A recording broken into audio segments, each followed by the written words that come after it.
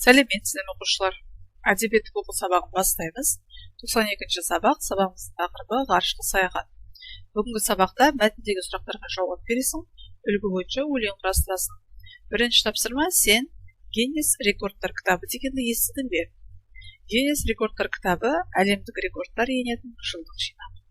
Гиннес кітабына адамның, жануардың, табиғаттың жеткен жетістіктері, өзгелерден ерекшелендіретін күйі, қалпы жайлы жазылады.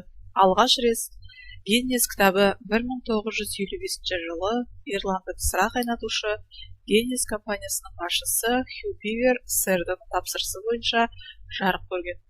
1956 жылы кітап 5 миллион дана таралыммен сатылған. Қазіргі кезде дүние жүзі бойынша 100 мемлекетте 23 тілде басылып шығарылады.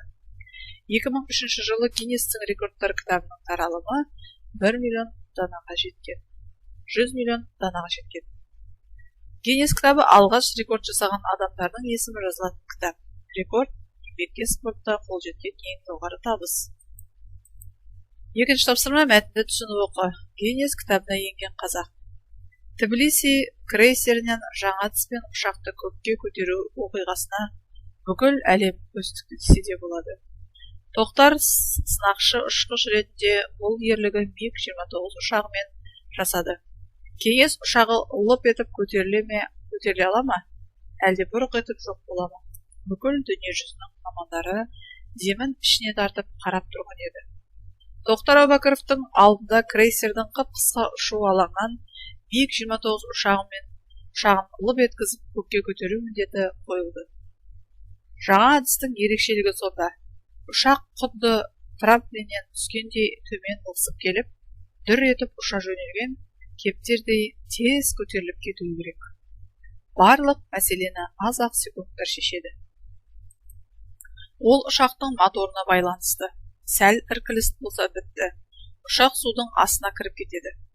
Деп ауызы ашқанша құйрығы қайқаң етіп зеңгір көктен көрінетін дыбыстан жылдап ұшақты Тоқтар сонда зыр еткізіп көтеріп үлгерді. Асқан дәлдікпен аядай жерге ұшақты қайта қондыруда ғаламат иелік болады. Авиация тарихында бірінші рет мұндай әдіспен ұшуды жүзеге асырған үшін Тоқтардың бұл ерлігі Гиннестің рекордтар кітабына енгізілді. Бұл 1989 жылдың 1 қарашасында болған оқиға еді. Ал 1991 жылы Тоқтар Әубәкіров қазақстандық бағдарлама бойынша ғарышқа жол тартты.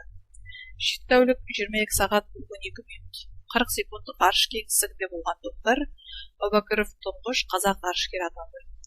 Ер қанаты тұлпар деген сөз бар. Темір тұлпарды ерттеп мінген нағыз батыр Тоқтар Әубәкіров аршындап алға басып барады. Нағыз қазақ, қазақ, қанатың қалмасын. Дәл бүгін бар қазақтың осы бір нар қазақ қайтар тілегі осындай. Нұртөре Жүсіп. Кеңес 1917-1991 жылдар аралығындағы мемлекет атауы.